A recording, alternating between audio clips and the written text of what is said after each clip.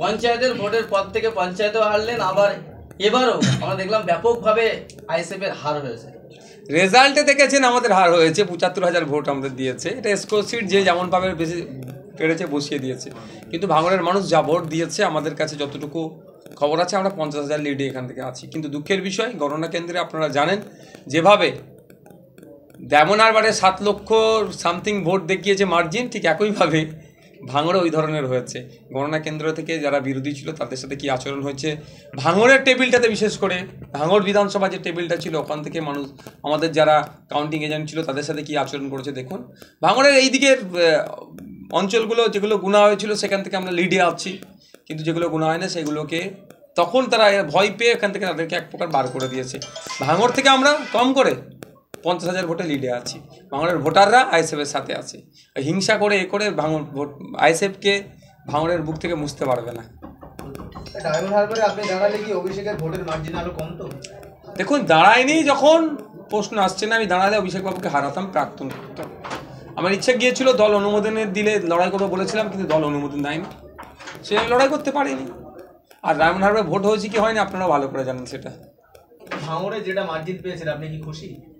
দেখুন, এই তো আবারও বলছি, এটা তো ওরা যে রেজাল্টটা ওদের মনের মতো করে দিয়েছে, স্কোর সিট করেছে। যেমন ডায়মন্ড হারবারে দেখেননি, সিপিএম দুটো, বিজেপি দুটো, আইএসএফ দুটো, ৭০০ কটা তৃণমূল।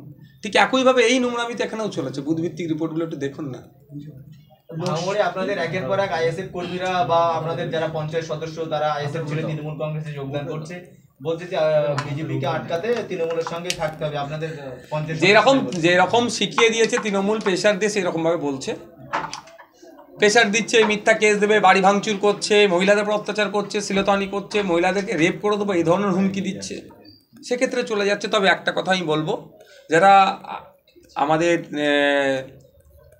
আইএসএফের হয়ে লড়াই করেছিলেন, আইএসএফেরকে মানুষ খামচিহ্নকে ভরসা করে ভোট দিয়ে জিতিয়েছিল, যারা তৃণমূলে যোগদান করছেন, আমি এতটুকুই বলবো শুধু তাদের উদ্দেশ্যে যে আপনারা মানুষের মূল্যবান ভোটের দামটা দেবেন। আপনারা যদি মনে করেন আপনারা চাপ সহ্য করতে পারছেন না, আবার কেউ বলছে মুখে যেটা শুনছি নাকি উন্নয়নের যজ্ঞে সামিল হচ্ছেন, যে বিজেপিকে আটকাতে হবে, সব আপনাদের কথাটাকে আমি সত্য ধরে নিচ্ছি। আপনাদের কাজ হবে কি, মানুষের যে রায়টা নিয়েছিলেন সেটা পদত্যাগ করবেন, পদত্যাগ করে আপনি তৃণমূল যাকে ভালো লাগবে সেখানে জয়েন করুন। এই ভোট নিয়ে মানুষের বিশ্বাস আস্থাকে নিয়ে অন্য দলে ঝাঁপ মারবেন না। লোকসভার ভোটের রেজাল্টের পর ভাঙড়ের আইএসএফ নেতারা গ্রেফতার হলো, কি বলবো? দেখুন, অন্যায়ভাবে করেছে আমাদের ওহিদুল আর আমাদের কারিমুল সহ যে টিমটাকে অ্যারেস্ট করেছে, তাদেরকে ডেকে এনেছে থানায়, বলেছে এখানে বসো তোমরা। তারা সাদা মনে, তাদের পাপ নাই, তারা এসে বসেছে, তাদেরকে মিথ্যা কেসে ট্যাগ করে দিচ্ছে। এইরকমভাবে অন্যায় করে আটকে রাখতে পারে নাকি? ভোটের আগের দিন রাত্রে কি হচ্ছে, আমাদের একাধিক অঞ্চলের দায়িত্বশীলদেরকে ডিটেন করেছিল, ইলেকশন এজেন্টকে পুলিশ তুলে নিয়ে চলে গিয়েছিল, গুন্ডামস্তানদের মারধর করেছিল, মহিলাদের মারধর করেছিল। তারপরেও যখন রেজাল্ট দেখছে যে কটা অঞ্চল বাকি আছে, তাও ৭৫,০০০ ভোট ভাঙড় থেকে অলরেডি পেয়ে গিয়েছে আইএসএফ, মাথা খারাপ হয়েছে। সেই জন্য আমাদের গণনা কেন্দ্র আমাদের সাথে অন্যায় হয়েছে। সেখানে তো কেন্দ্রীয় বাহিনী ছিল, দেখুন কেন্দ্রীয় বাহিনী কি করছে না করছে আর নতুন করে বলবো না। আমি কেন বলবো, বিজেপির প্রার্থী বলে দিয়েছে কেন্দ্রীয় বাহিনীর ওপরে নিয়ে উষ্মা প্রকাশ করেছে। এবার হচ্ছে এই কেন্দ্রীয় বাহিনীকে পরিচালনা করছে কারা? State machinery. মমতা বন্দ্যোপাধ্যায় বলছে পশ্চিমবাংলা এখন একটা মুসলিমদের দল বেরিয়েছে, সে বিজেপিকে সুবিধা করছে। রেজাল্টের পর এমনটাই নাম করলে আমি উত্তর দেবো, তারপরেও বলবো ব্যাপারটা হচ্ছে মুসলমানদেরকে শুধু ভোট ব্যাংক হিসাবে বানিয়ে রেখে দিতে চেয়েছে কিছু দল। আদিবাসী দলিতদের সাথে একই হচ্ছে, শুধু ভোট ব্যাংক। ভোটের সময় আসবে আদিবাসী, দলিত, মুসলিম প্রীতি জেগে উঠবে। শিক্ষা, স্বাস্থ্য, কর্মসংস্থানে এটা তিন জাতির এখন পিছিয়ে আছে। আমরা বঞ্চিত মানুষ, পিছিয়ে বর্গের মানুষের জন্য রাজনীতির ময়দানে এসেছি। অনেকে ভয় পেয়ে যাচ্ছে। এই দেখুন না, পশ্চিমবাংলার রাজনীতিতে আমরা প্রথম জেনারেল ইলেকশন কন্টেস্ট করলাম, আমরা একা লড়াই করে 6 লক্ষের অধিক ভোট পেয়েছি। রাজ্যে 4টে সিটে আমরা প্রায় লক্ষাধিক ভোট পেয়েছি, কোনো জায়গায় লক্ষাধিকের উপরে ভোট পেয়েছি, 3 নম্বরে আছি। স্বাভাবিকভাবে এই মমতা ব্যানার্জি বিজেপির বাইনারি দেখিয়ে, বিজেপির ভয় দেখিয়ে আর ভোটকে আটকে রাখতে পারবে না, সেই জন্য দেখে দেওয়ার চেষ্টা করছে। ভাঙড়ে আইএসএফ কর্মীদের বাড়িতে রাত্রেবেলা করে বোমাবাজি করা হচ্ছে, ভাঙচুর করা হচ্ছে, হুমকি দেওয়া হচ্ছে, মহিলারাও ছাড় পাচ্ছে না, পশুরাও ছাড় পাচ্ছে না। কর্মীদের কি বার্তা দেবেন? দেখুন, আমি আজকে কিছু কর্মী এসেছিল, একটা কথায় সংযত থাকতে বলেছি এবং প্রশাসনের দ্বারস্থ হচ্ছে আমরা। যারা এই অন্যায় করছে তাদের প্রত্যেকটা কিন্তু অভিযোগ আমরা দায়ের করছি। হয়তো এখন লোকাল প্রশাসন বাহাবা দিচ্ছে সেই তৃণমূলে যারা অন্যায় করছে তাদেরকে, কিছু করছে না, কিন্তু এটা মনে রাখবেন 2021 নির্বাচনে নটোরিয়াস ক্রিমিনাল লিস্টে নাম এসেছিল শওকত মোল্লা সাহেবের, কিন্তু সেই মামলা এখনও চলছে।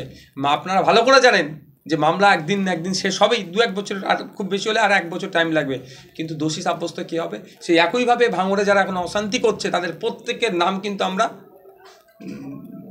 Election commission, national human rights commission থেকে শুরু করে, রাজ্যপাল থেকে শুরু করে, এসিআই থেকে শুরু করে প্রত্যেকটা কনসার্ন ডিপার্টমেন্টে আমরা পাঠাচ্ছি, মেল করছি।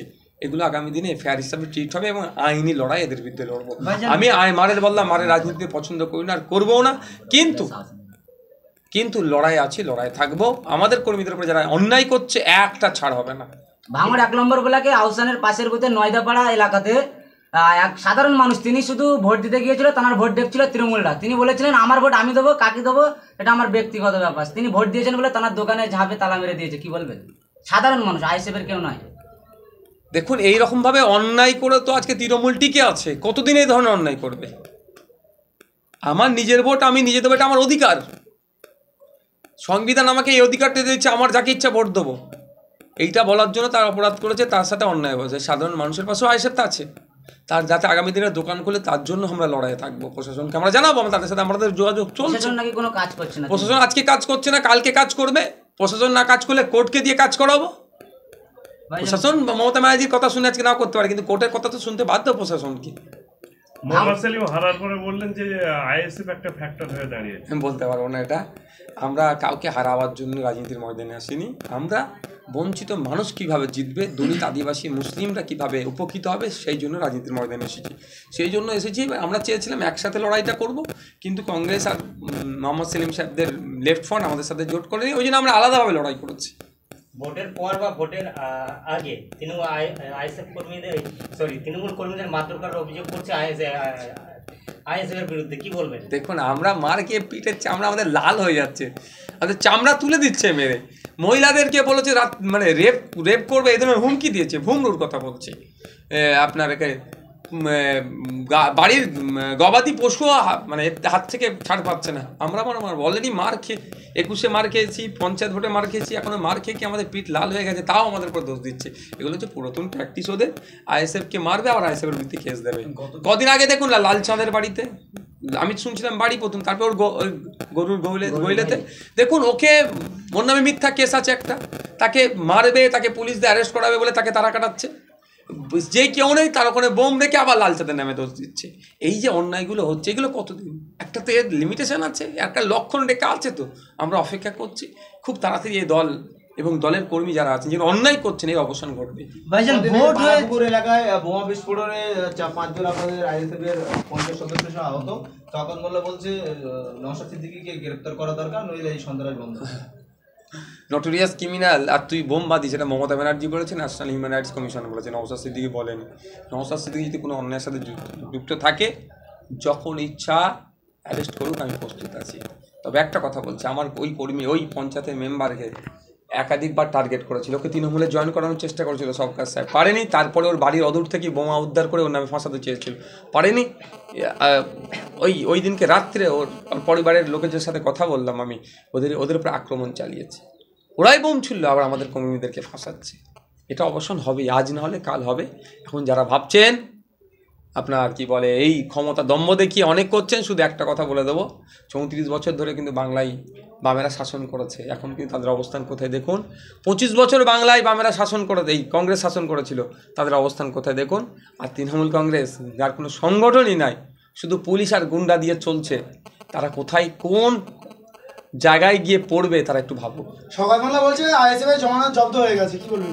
মানুষ দেখে নিয়েছে। আর আইএসএফ এর লড়াই আইএসএফ হচ্ছে, একা লড়াই করে পশ্চিমবাংলাতে 17টা সিটে 6 লক্ষের অধিক ভোট পেয়েছে। এটা আমাদের কাছে বড় পাওনা। বারাসাত, বসিরহাটের মতো সিটে আমরা লক্ষাধিক ভোট পেয়েছি, এত ভোট হিংসা করার পরে। এখানে এই যাদবপুরের এত হিংসা, এত বুথলুট, এত মারামারি, এত মহিলাদের অত্যাচারের পরেও 83,000-এর উপরে ভোট পেয়েছি। এদিকে আপনার মথুরাপুর, ওইদিকে আপনার জয়নগরে কীভাবে মানুষ ভোট দিয়েছে এত হিংসার পরেও।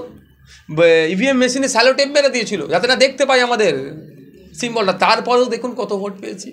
এই জন্য ভয় পাচ্ছে, এই জন্য আমাদেরকে বলছে। ভাইজান, ভোট হয়েছে, গণনা হয়েছে, তৃণমূল কংগ্রেস জিতেও গেছে, তারপরেও মহিলাদের উপর অত্যাচার করছে, এটাই কি একটা নেতাদের কাজ? ভোট ঠিকঠাক হয়নি, মানে দিতে দেয়নি মানুষকে, গণনা ক্ষেত্র ঠিকঠাক হয়নি। হ্যাঁ, সার্টিফিকেট এখন তৃণমূল কংগ্রেস হাতে আছে। শুধু মহিলা নয়, বাড়ির গবাদি পশুও ছাড় পাচ্ছে না তৃণমূল কংগ্রেসের অত্যাচারে। ওই কদিন আগে মথুরাপুরে, আরে আমাদের পার্টির একজন দায়িত্বশীল মেম্বার তার কুরবানির গরু নিয়ে পালিয়েছিল, ভাবতে পেরেছে? এ শুধু বিজেপি দেখায়, কুরবানির গরু কিনে রেখেছে সেটা নিয়ে পালিয়েছে।